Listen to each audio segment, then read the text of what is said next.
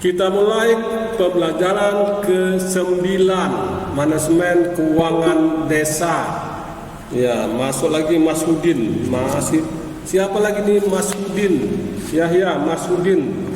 Tak ada nama Mas Hudin. Ya.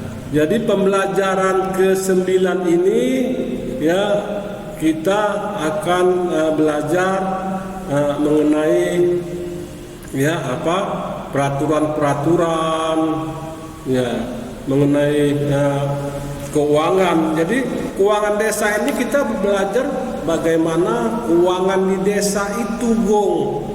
Ya, jadi kita tidak berbicara kemana-mana.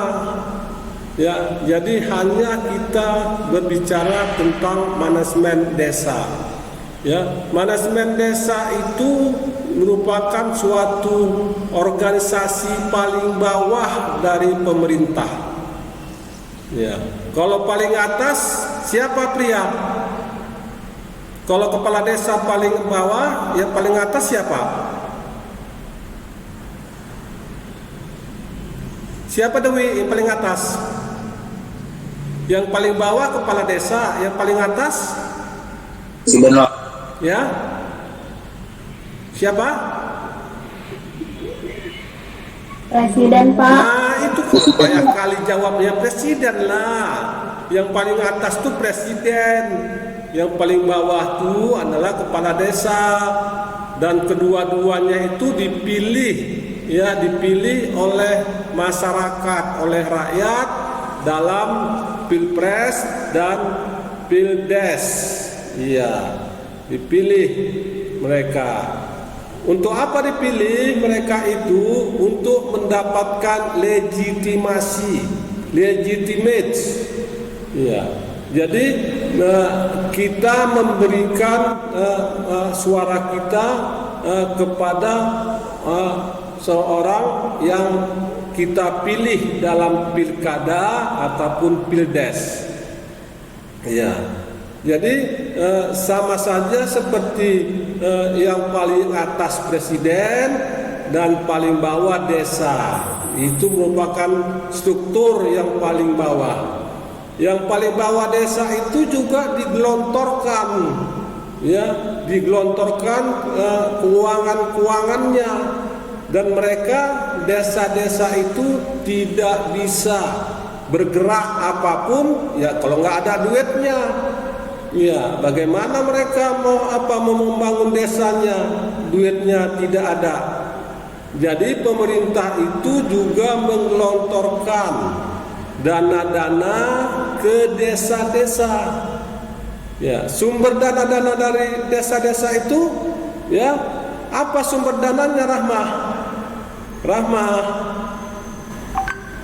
Rahmah, ya ngapain sih Rahmah? Ya, sumber dana desa itu dari mana aja, Rahmah? Ya, Pak. Sumber dana desa itu dari mana aja? Dari bantuan pusat seperti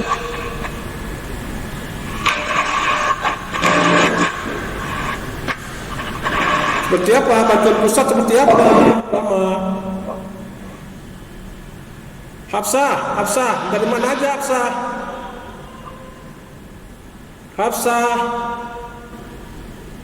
Ya, Pak. Itu dana-dana desa itu, ya kalau nggak ada dananya, macam mana mereka mesti bergerak? Dana-dana desa itu dari mana aja untuk membangun desanya? Alamak, udah berkali-kali saya bilang. APBD, Pak. Ya? APBD desa. Iya, APBD desa. Itu dari mana? Dari mana asalnya, Gong? APBD desa itu anggaran pendapatan dan belanja desa, sumbernya dari mana, Gong? Dari pemerintah. APBN, Pak. Ya, dari mana? APBN. Enggak, maksud saya sumbernya itu dari mana?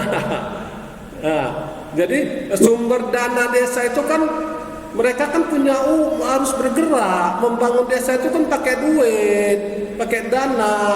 Jadi pemerintah menggelontorkan uang ke desa-desa itu. Dari mana desanya? Dari anggaran desa, dari pemerintah pusat. Kan ada kan?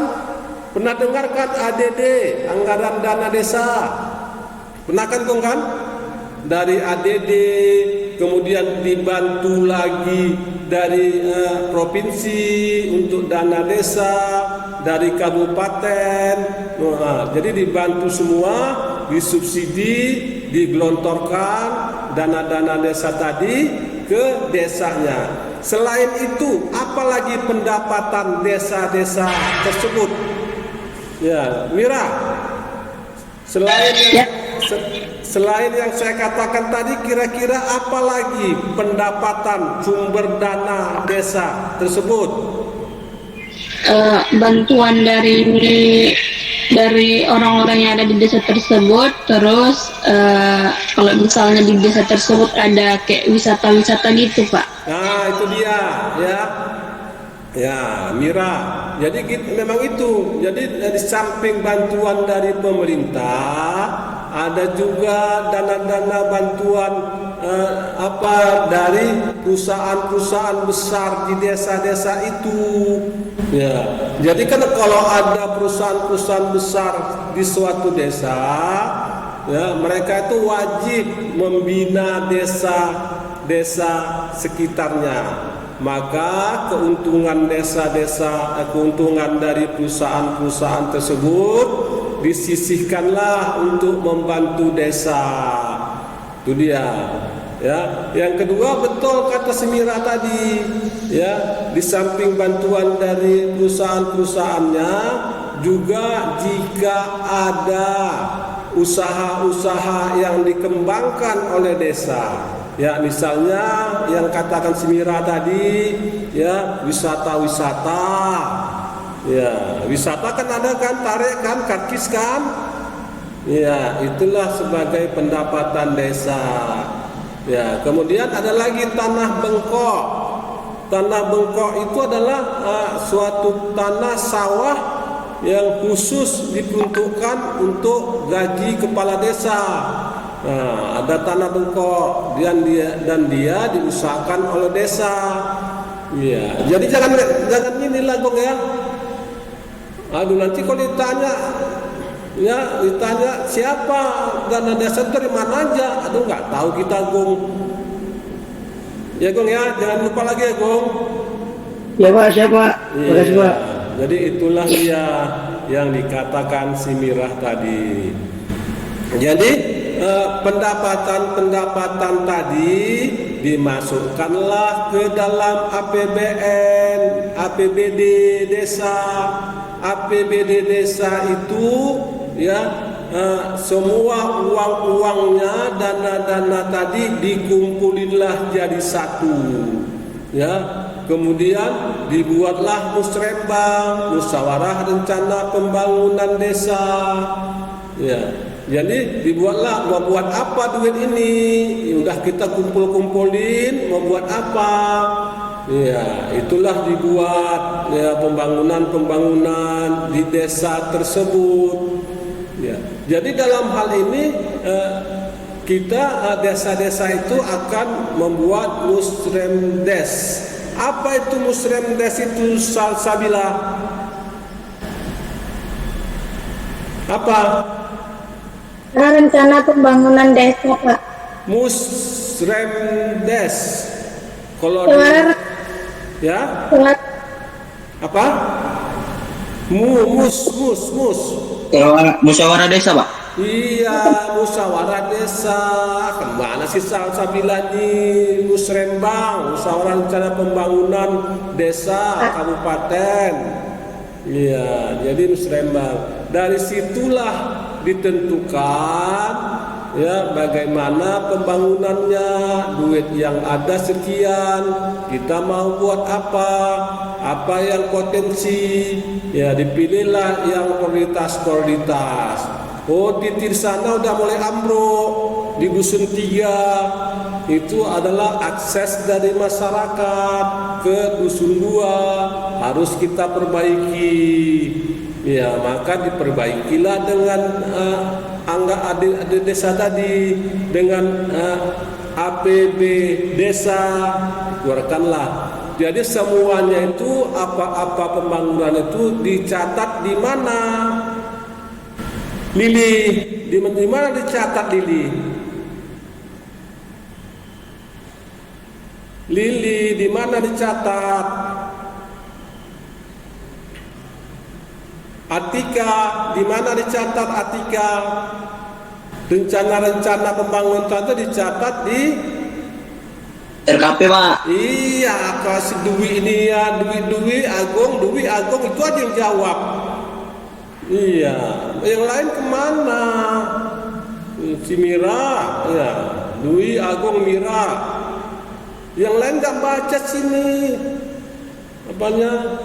Ya, jadi kalau seandainya ada musibah, ini masuk lagi Siapsah nih. Tapi Siapsah tadi udah ada. Masuk keluar masuk lagi nih. Ya. Jadi dalam musyawarah rencana pembangunan desa tadi, ya semua dicatatlah hasil-hasilnya dan dicantumkanlah dalam RKP, rencana kegiatan pembangunan. Ya. Bisa tidak ya RKP itu berubah-ubah, Mas Sudan?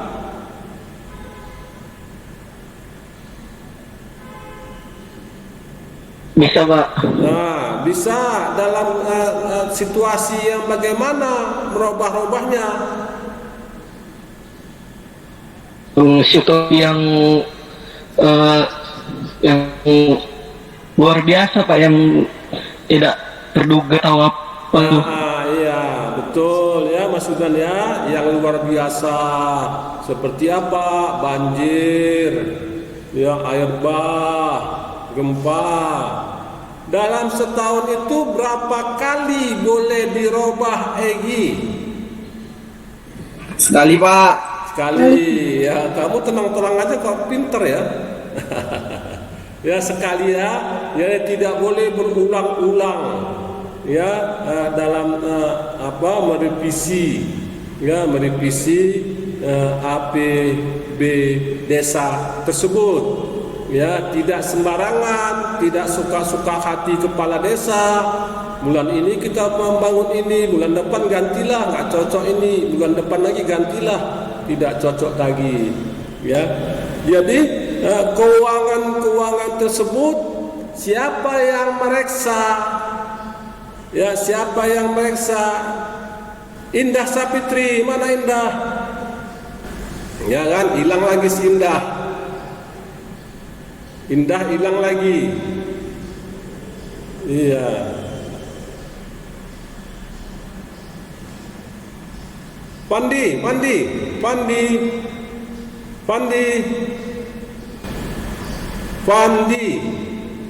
Jadi ke mana nih, Go? Hadir, Pak. Buka kameramu. Iya, Pak. Buka kameramu. Bapak dengan kurang lebih sini, Pak. Jadi macam mana nih, Go? Ini orang apanya? Akunnya ada, orangnya nggak ada, Go. Jadi macam mana? Kita coret aja, Go. Nggak ada, Pak. Bapak aja, Pak, yang ini. Nggak berani, Pak. Ya, jadi Mungkin jaringan, Pak. ini banyak ini si Indah, orangnya nggak ada, dipanggil pun sampai putus surat leher kita nggak dapat. Iya. Iya, soalnya kan Bapak, seingat saya seminggu sebelum UTS kan Bapak bilang kalau udah siap UTS nanti kita aktifkan kamera terus gitu kan, Bapak. Iya, Gung. Kok salah? Mungkin jaringan, Pak. Iya, kalau jaringan kan hilang timbul dia. Kalau Iya, jaringan nggak mesti hilang terus. Jadi itulah ya semua ya bagaimana keuangan desa tadi ya bisa mensejahterakan masyarakat desa tersebut. Jadi ujung-ujungnya ya ujung-ujungnya memasyarakatkan desa tersebut. Ya, jadi memasyarakatkan ya masyarakat desa tersebut. Jadi kalau semuanya desa tersebut membangun secara benar, maka Indonesia akan sejahtera tahun 2033. Itunya tujuannya, Dwi. Ya, itu tujuannya. Ya. Jadi nanti kalian pun punya anak, ya punya anak nggak susah-susah lagi menyekolahkannya. Udah ada beasiswa, ya tinggal anak kalian, ya tinggal anak-anak kalian bekali dengan belajar bersungguh-sungguh, ambil beasiswa. Itu tujuannya, tujuan pemerintah itu, ya. Jadi bukan kemana-mana tujuan pemerintah itu membagi-bagi uang untuk kepala desa, ataupun kepala desa itu udah banyak uangnya kawin lagi dia, ya enggak seperti itu, ya. Dan keuangan desa itu diawasi atau tidak? Iya, Diawasi, Pak. ya diawasi. Siapa yang ngawasinya, Serindah? Diawasi oleh Direktorat dan Kabupaten, Pak. Iya.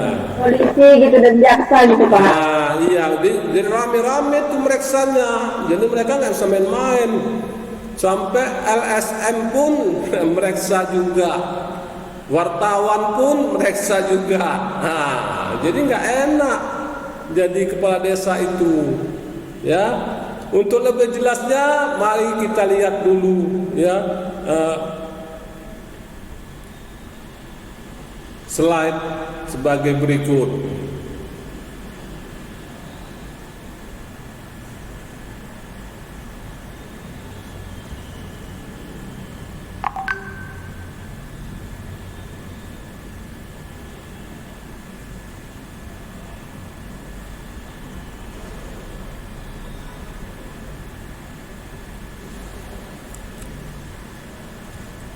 Jadi apa yang Anda ketahui tentang keuangan desa, pengelolaan keuangan desa, ya?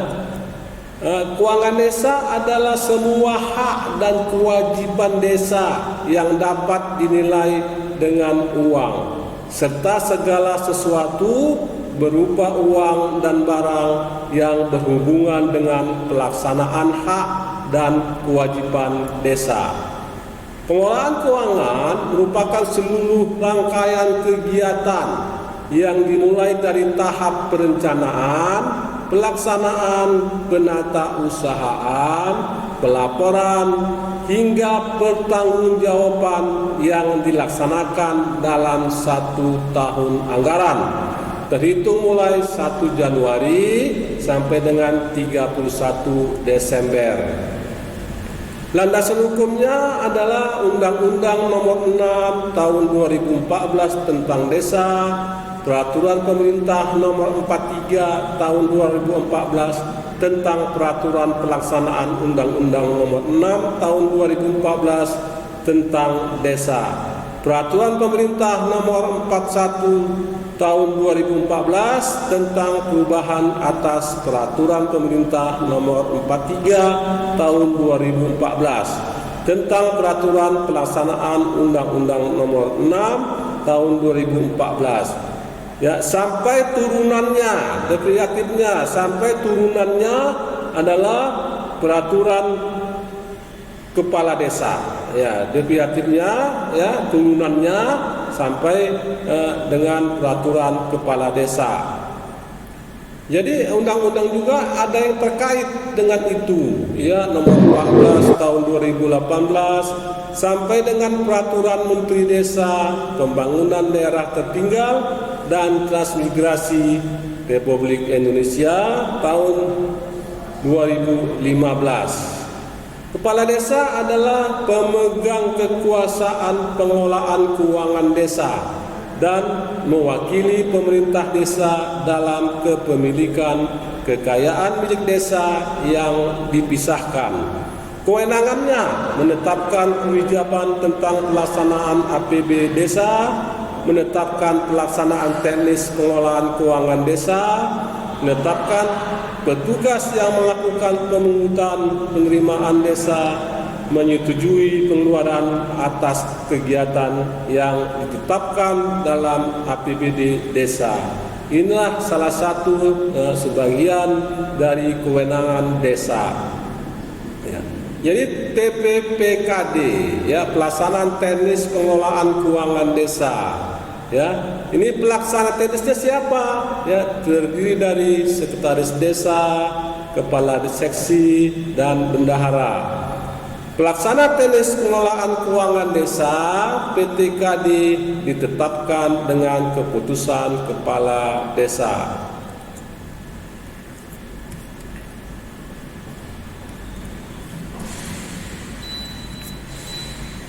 Kepala desa pemegang kekuasaan, ya, PTPKD-nya, ya, sekretaris desa, kasih pelaksanaan, ya, staf kepala desa, ya, inilah bagian-bagian dari tugas pokok dan fungsinya. Ya. Sekretaris desa selaku koordinator pelaksana teknis pengelolaan keuangan desa yang mempunyai tugas, ya, banyak tugasnya, ya, sampai dengan melakukan verifikasi terhadap bukti-bukti penerimaan dan pengeluaran APBD desa. Ya, kepala seksi juga ada tugasnya, ya, antara lain menyiapkan dokumen anggaran atas beban pengeluaran pelaksanaan kegiatan. Bendahara, ya, juga ada tugasnya.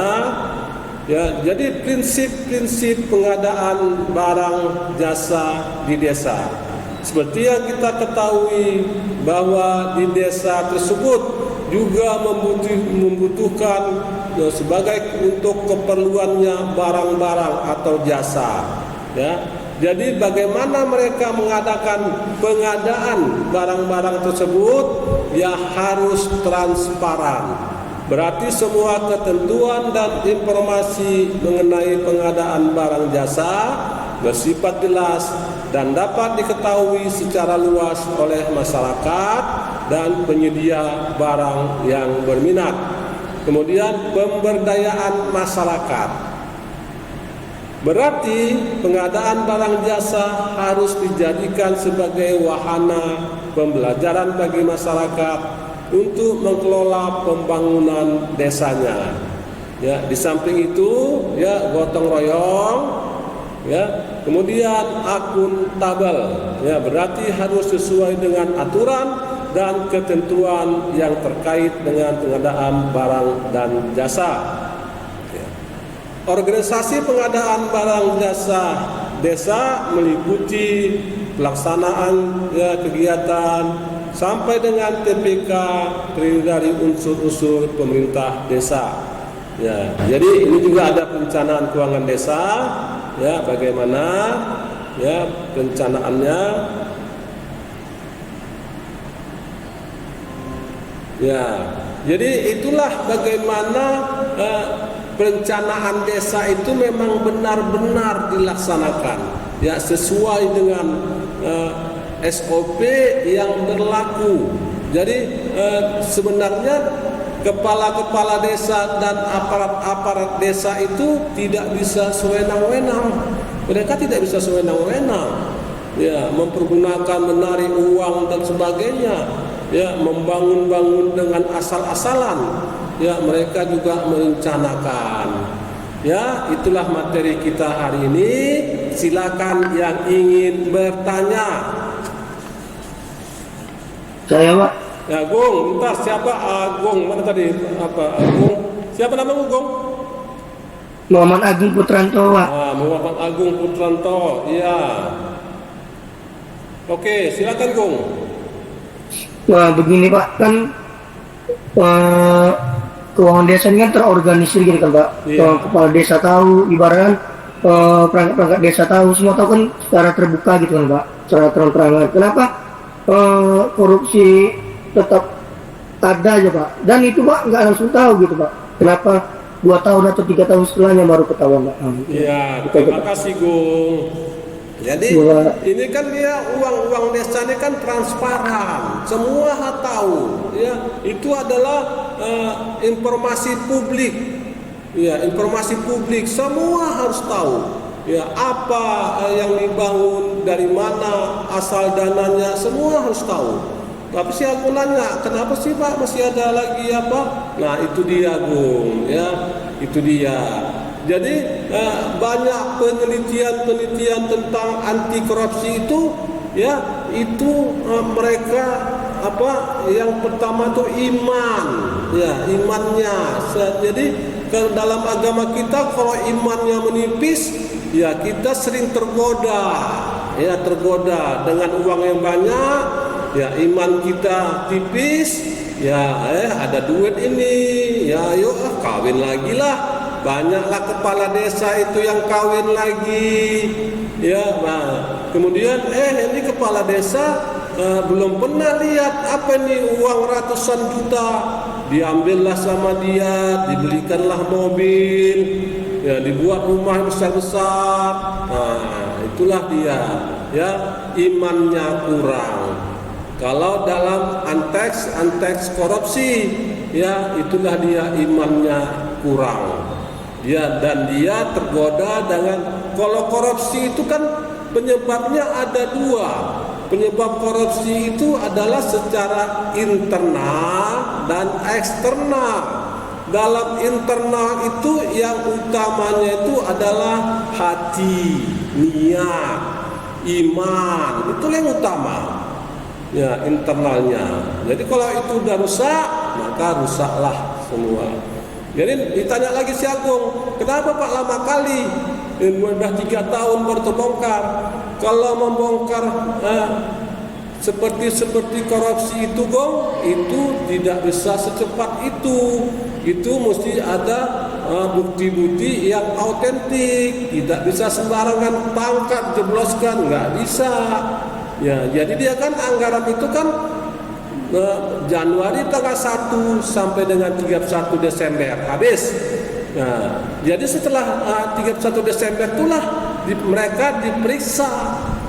Ya, itulah jadi makanya 2-3 tahun baru mereka bisa masuk. Oke, Gong, terima kasih. Siapa lagi? Saya Pak. Lili Dwi Lestari, Lili. Ya, oke Lili. Ya, oke Lili. Silakan Gong. Ini Pak, kan rencana pembangunan desa gitu kan banyak kan Pak, misalnya kan udah dimusyawarain gitu. Nah pertanyaan saya yang prioritasnya itu seperti apa sih Pak, yang lebih diprioritasin sama orang pemerintahan desa lah gitu Pak?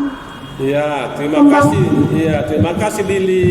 Ya, itu kan kata Lili kan dimusyawarahkan. Ya, kalau namanya musyawarah itu kan bukan 1-2 orang yang menyetujuinya. Yang dinamakan musyawarah itu harus dia suara terbanyak. Ya, ini banyak nih prioritas pembangunan, jembatan rusak, jalan rusak. Ya, kalau semua kita bangun, duit kita nggak cukup, dana kita nggak cukup. Yang mana paling prioritas? Yang menentukan prioritas duluan dibangun itu adalah forum yang ikut musrembang. Ya, itu dia. Tengok si Laura ini baru masuk kita udah mau pulang, kita tolak aja. Ya, jadi itulah dia. Ya, itulah bukan 1-2 orang ataupun kepala desanya itu yang menentukan, tapi quorum rapat tadi, quorum musyawarah tadi. Oke Lili, terima kasih. Satu lagi. Saya Pak, saya Pak. Balkis Wananda, ya, oke. Dana desa itu Pak boleh digunakan untuk membakar penghasilan kepala desa dan prakerja nggak sih Pak? Putus-putus suaranya Balkis. Dana desa itu boleh untuk membayar penghasilan kepala desa dan perangkat desa nggak Pak? ya, dana desa itulah dana desa itu itu untuk juga termasuk gaji-gaji kepala desa. Ya. Gaji kepala desa, operasionalnya, itu kan dana desa tadi yang dikatakan siapa tadi, yang di awal-awal tadi, si Mara tadi, itu kan dana desa banyak, ya, di situ semua, ya, di situ semua. Jadi ada ADD dari Jokowi, ada dari provinsi, ada dari kabupaten, sampai dari dari kecamatan. Nah, itulah dikumpulin jadi satu, ya, dalam APB desa, ya. Disitulah dalam APBD desa itu dicantumkan dalam RKP, ya. Dikeluarkanlah mana gaji kepala desa, mana gaji aparat-aparat desa, mana honor-honor kepala dusun, semuanya di situ. Mereka yang mengatur sendiri. Oke, terima kasih anak bapak. Ya, sampai ya saat ini, ya, mudah-mudahan ya kita sudah memasuki yang ke-9. Sampai jumpa yang ke-10, pertemuan ke-10. Assalamualaikum warahmatullahi taala wabarakatuh. Waalaikumsalam warahmatullahi wabarakatuh. Dan selamat siang kepada anak-anak bapak yang lain. Ya Pak. Ya Pak.